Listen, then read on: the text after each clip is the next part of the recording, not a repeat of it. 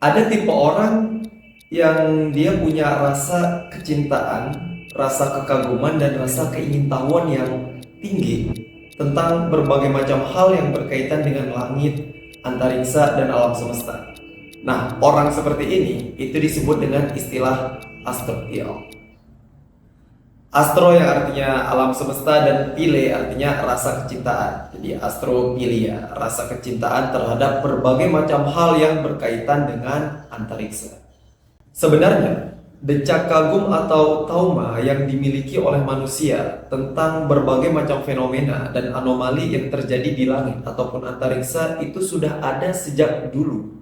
Dari berbagai macam peradaban, dari berbagai macam lini masa umat manusia. Nah, jadi di sini ada beberapa rekomendasi buku-buku bacaan untuk kalian, anak astrofiel. Tapi rekomendasi ini sifatnya tidak mutlak ya, sifatnya subjektif dan nisbi. Karena kebetulan buku fisik yang aku punya itu ya yang akan aku rekomendasikan ini. Jadi kalau misalkan kalian ada bacaan lain yang sejenis, ya nggak masalah. Oke, kita langsung mulai aja. Nah, ini dia buku-bukunya.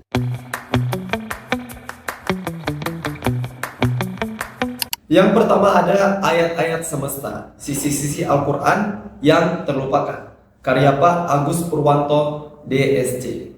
Berangkat dari keresahan penulis tentang realitas sosial mayoritas umat Islam, yang mana mulai terkikisnya kajian-kajian dan pembahasan tentang ayat-ayat kauniyah dan sains yang terkonstruksi dari ayat-ayat nakliyah. Yang seakan-akan dimensi sains ini, dimensi ayat-ayat kauniyah ini mulai terlupakan di kalangan umat Islam. Dan juga di buku ini beliau mencoba untuk memaparkan ayat-ayat kauniyah yang tertuang pada ayat-ayat nakliyah dan juga mencoba untuk memaparkan dan menjelaskan sisi-sisi saintifik dari ayat nakliyah tersebut. Kemudian ada nalar-nalar ayat semesta, menjadikan Al-Quran sebagai basis konstruksi ilmu pengetahuan.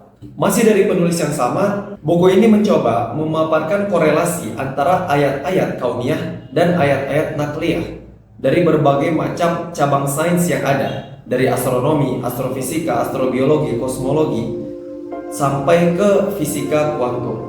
Dan buku ini juga menjelaskan bahwasanya Al-Quran baik secara implisit ataupun secara eksplisit mendorong kita untuk terus menalar ayat-ayat kauniyah yang Allah sebarkan di seantero jagat raya alam semesta ini. Dari alam semesta yang sifatnya makroskopik seperti bintang-bintang, planet, dan galaksi, sampai ke alam semesta yang sifatnya mikroskopik, yaitu dunia kuantum. Kemudian ada Memahami Sains Modern, bimbingan untuk kaum muda muslim, karya Nidal Guesel, salah satu guru besar fisika dan astronomi. Sebenarnya buku ini tidak membahas astronomi atau hal-hal berkaitan dengan astrofiel secara khusus. Tapi buku ini lebih menjelaskan kepada bagaimana seorang muslim itu membangun konstruksi pemikirannya berdasarkan korelasi antara ayat-ayat kauniyah dan ayat-ayat nakliyah, sehingga tidak terjadi benturan atau kontradiksi antara fakta sains yang ditemukan dan juga ayat-ayat nakliyah yang tercantum baik dalam Al-Quran ataupun Al-Hadis.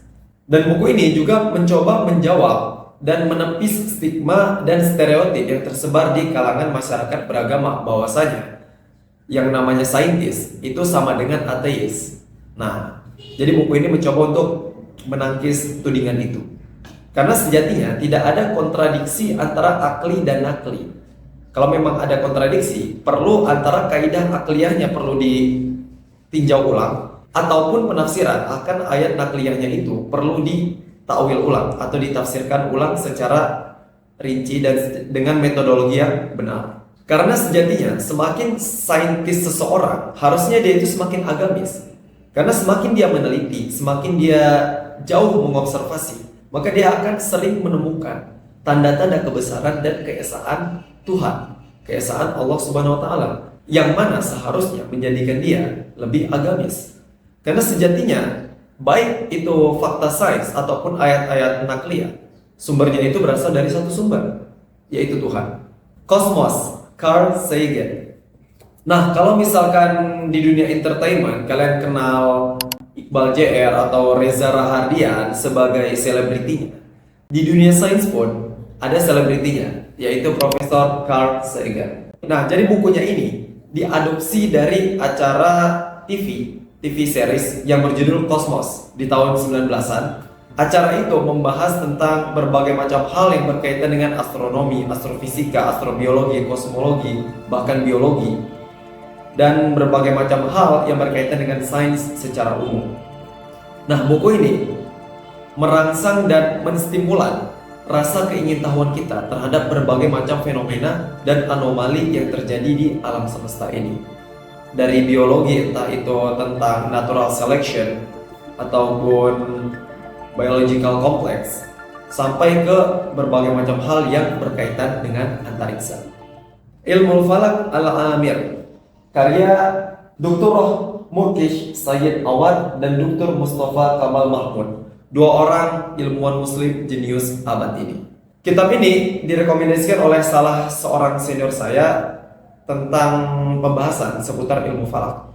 Dan buku ini atau kitab ini itu cocok dijadikan sebagai pengantar atau madkhal dalam mempelajari ilmu falak, karena di buku ini mencakup berbagai macam pembahasan yang berkaitan dengan ilmu falak, entah itu dari sejarahnya secara singkat dari berbagai macam peradaban, entah itu di peradaban Cina kuno, Yunani, Babilonia, sampai ke peradaban Islam, dan juga membahas berbagai macam fenomena yang terjadi di antariksa sana, ya dengan cukup ringkas dan sederhana, ya walaupun berbahasa Arab. Kunuz al-Ijaz al-Ilmi fil Quran al-Karim, akhiru ma tawassala ilaihi al-ilm min ayatil ijaz fil Quran al-Karim, karya Sya'ban Ahmad Saleh.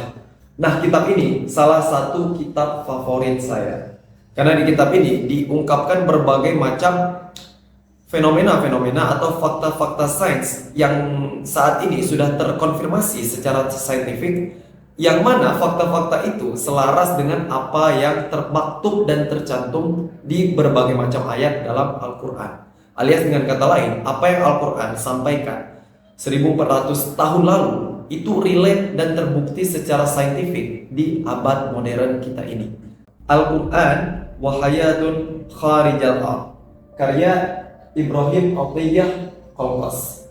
Buku tipis ini setipis harapan kalian untuk memiliki dirinya, bercanda.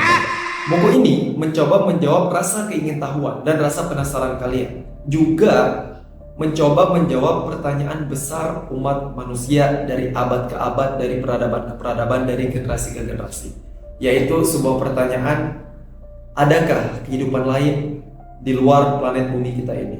Buku ini mencoba menjawab dengan pendekatan teologis dari sudut pandang agama Islam yang dinukil dari Al-Quran dan Al-Hadis, yang mana mengisyaratkan akan adanya atau eksisnya kehidupan lain di luar sana, di luar bumi yang kita huni saat ini.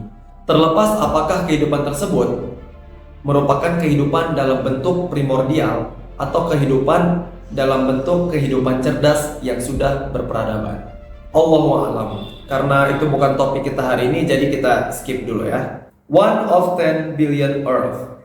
Kalau kalian penasaran dengan planet-planet yang berada di luar tata surya kita, aka exoplanet, nah buku ini cocok untuk kalian baca.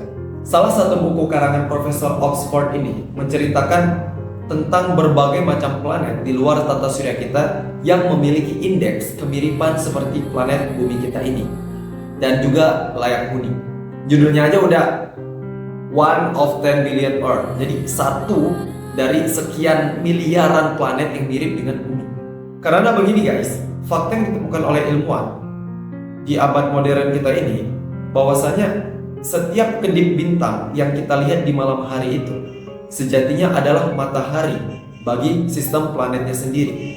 Nah, dan fun fact-nya, 1 atau 2 dari planet yang ada di setiap bintang yang kita lihat di malam hari itu punya planet yang berada di zona layak huni atau habitable zone atau Goldilocks zone, yang mana zona layak huni ini memungkinkan suatu planet itu memiliki air dalam bentuk cair, ya alias planet itu mirip seperti bumi, Ya, bumi yang kita huni sekarang terlepas dari apakah itu planet yang lebih besar, lebih kecil, lebih ya mirip-mirip lainnya, kemiripan-kemiripan lainnya lah ya.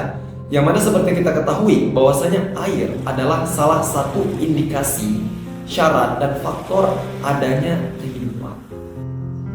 Seperti yang dijelaskan di berbagai macam ayat Al-Quran tentang bahwasanya kehidupan itu bermula dari air. Ya, kalian cek aja ayatnya ya.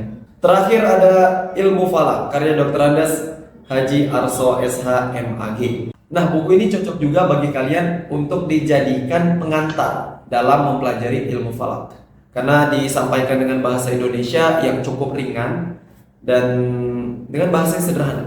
Ya, insya Allah recommended. Jadi mungkin cukup itu saja rekomendasi buku-buku kita tentang ya dunia antariksa kali ini. Kalau memang kalian punya rekomendasi yang lebih mind blowing, lebih bagus, lebih recommended, boleh kalian tulis di kolom komentar di bawah. Oke? Kalau kalian belajar sesuatu yang baru hari ini, jangan lupa like, comment, subscribe, dan share ke teman-teman kalian. Oke? Stay tune untuk video selanjutnya and stay curious.